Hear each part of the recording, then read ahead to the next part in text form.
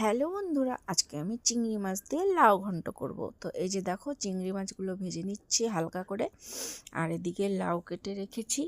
এবার চিংড়ি মাছগুলো ভাজা হয়ে গেছে আমার, ওই তেলে জিরা, শুকনো লঙ্কা, তেজপাতা ফোড়ন দিয়ে লাউগুলো মশলা টশলা দিয়ে তারপর লাউ দিয়ে দিব। তো দেখো, আমি এইভাবেই চিংড়ি মাছ দিয়ে লাউয়ের রেসিপি করি। তো দেখো, এই যে মশলা দেওয়ার পরে লাউগুলোকেও দিয়ে দিলাম, নেড়ে চেড়ে। দেখো কি শুকনা, একটু পরে দেখবে জল বেরিয়ে গেছে। তো এই যে দেখো, জল সত্যি বেরিয়ে গেছে। তো এখন আর একটু জল দিয়ে দিব। দেওয়ার পরে চিংড়ি মাছগুলো দিয়ে ধনে পাতা দিয়ে একটু স্বাদ অনুযায়ী চিনি দিয়ে নামিয়ে নেব আমার চিংড়ি মাছের লাউয়ের রেসিপি। তো কেমন লাগে অবশ্যই আমাকে জানাবে তোমরা। নেক্সটে আরও নতুন নতুন ভিডিও দেব। ঠিক আছে, তোমরা সবাই ভালো থাকবে, সুস্থ থাকবে।